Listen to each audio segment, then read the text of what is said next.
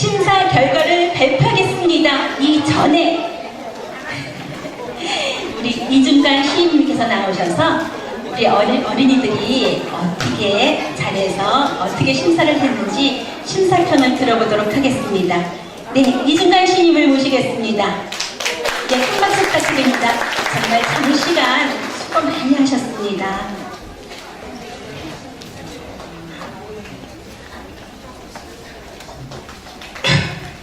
심사를 맡은 심사위원 이중관입니다.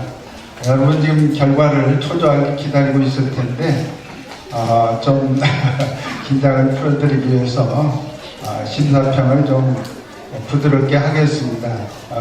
개별 평은 생략을 하고요. 오늘 정말 감동의 무대, 행복의 무대였습니다. 그리고 우리 사회의 희망을 모았습니다. 여러분, 시를 가장 사랑하는 나라가 어느 나라일까요? 대한민국입니다. 한국일 것 같죠? 아닙니다. 중국입니다. 중국 사람들은 대단한 자부심을 가지고 있습니다. 중국은 시의 나라다 라고 공공연히 얘기를 합니다. 여러분, 중국 한나라의 시, 당나라의 시 얼마나 탁월합니까?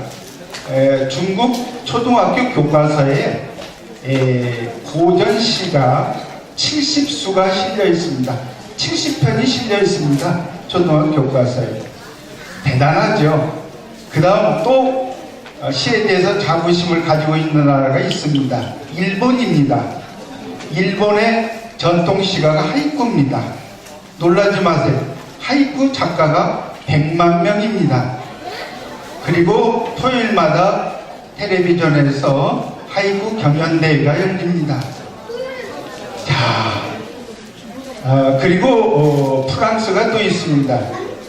프랑스에서는 손님이 오면은 여러분은 어떻습니까? 손님이 오면 자녀들 어떤 자랑거리를 제공합니까?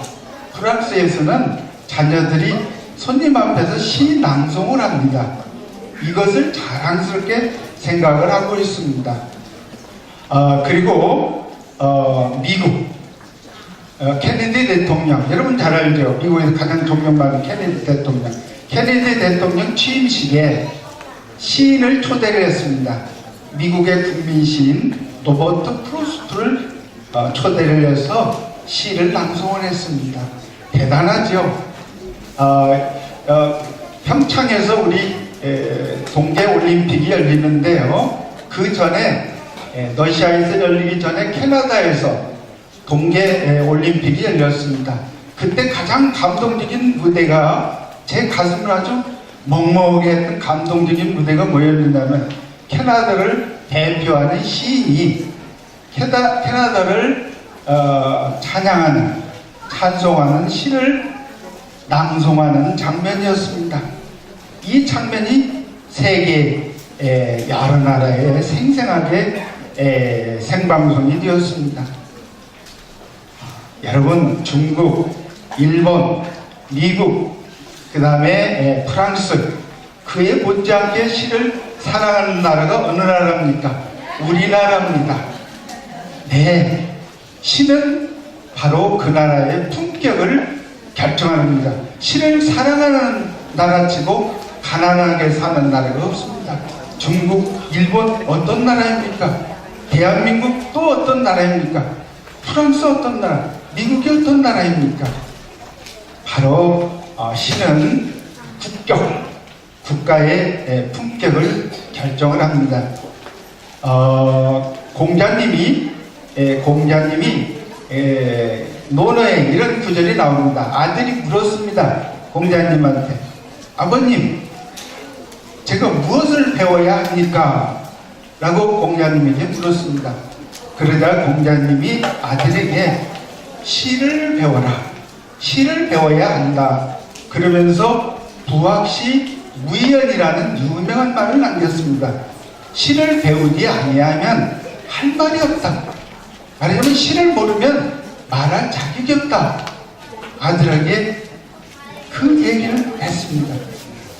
이처럼 시는 정말 중요하고, 그리고 시는 그 나라와 그 다음에 그 사회의 어떤 품격을 이렇게 좌우하고 있습니다. 오늘 이 시 낭송의 자리 정말 뜻깊은 그런 자리입니다. 여러분 뭐 다 아시겠지만은 이 낭송은 그렇습니다. 그 작품을 먼저 제대로 이해를 해야 됩니다. 시인의 의도, 그 다음에 시의 정서가 있습니다. 시의 분위기, 이런 걸 파악을 해야 됩니다. 말하자면 시인의 마음을 잘 읽어야 됩니다. 그런데 이 30팀 이렇게 올라와서 시 낭송을 했는데 시인의 마음을 제대로 읽어내지 못한 팀들이 꽤 있었어요. 그리고 발음이 명료해야 됩니다. 네, 모두 다 발음은 아주 명료했습니다. 그런데 너무 발음을 명료하게 하려고 너무 긴장을 해서 너무 도식적이고 기계적으로 이게 발음을 한 것은 좀 흡혈했습니다. 그리고 자연스러운 어법이어야 됩니다. 좀 자연스러워야 돼요. 그리고 절제된 그런 감정의 리듬으로 감동을 주어서 청중들의 공감을 이끌어내야 됩니다. 시는 무엇입니까? 감동의 표현입니다. 그렇다면 시 낭송을 할 때는 청중들을 감동을 시켜야 되고, 그리고 공감을 이끌어야 됩니다. 자, 그런 관점에서 이렇게 심사를 했는데요. 좋은 점은 아주 참가한 팀들이 아주 진지했어요. 정말 진지했습니다. 전국 각지에서 올라온 이 팀들이 정말 진지한 자세로 시 낭송을 해줬고요. 그 다음에 또 가족들이 동참을 했다. 참 좋았습니다. 한 가족이 이렇게 시를 낭송하는 그런 가정, 얼마나 행복한 가정입니까? 가정의 어려운 문제, 이런 것도 시를 통해서 우리가 풀어가야 됩니다. 그런 면에서 가족이 동참했다는 점 좋았습니다.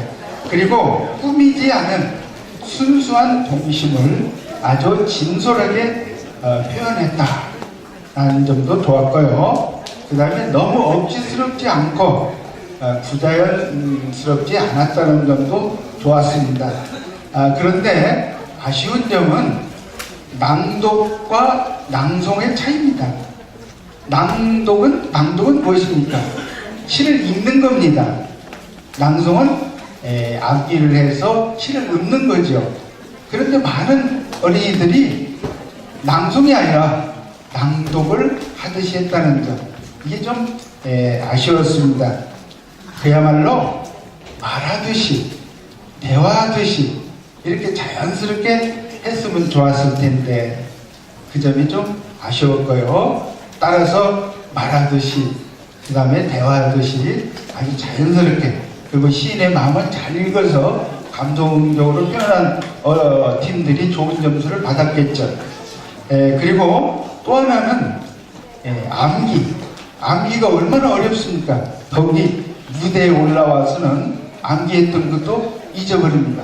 그러다 보니까 어린이들이 암기한 것을 잊어버릴까 봐서, 쉽게 말하면 전전긍긍, 그 다음 그 시행이 무엇인지, 그 다음 내용이 무엇인지를 머릿속에서 막 생각하는 것 같은 그런 표정을 짓는 어린이들이 꽤 많았어요. 그래서 이제는 암기만 할 게 아니고 그걸 자연스럽게 자기 것으로 만들어서 말하듯이, 대화하듯이 이렇게 풀어내면은 좋은 낭송이 될 것 같습니다. 자, 이렇게 암기에 너무 신경을 쓰다 보니까 여유가 없어요. 진짜 여유가 없어요. 듣는 우리 심사하는 사람들도 그냥 그 긴장하게 만드는 여유가 없어요. 좀 호흡을 조절해 가면서 또 좀 쉬어가면서 이게 좀 여운을, 쉽게 말하면 여운을 줘가면서 해야 되는데 여유가 없었어요. 자, 제가 시에 대해서 이런저런 얘기를 좀 했었고요. 그 다음에 개별평은 하지 않겠습니다. 왜 그러냐면 결과가 나와 있으니까요. 네, 감사합니다.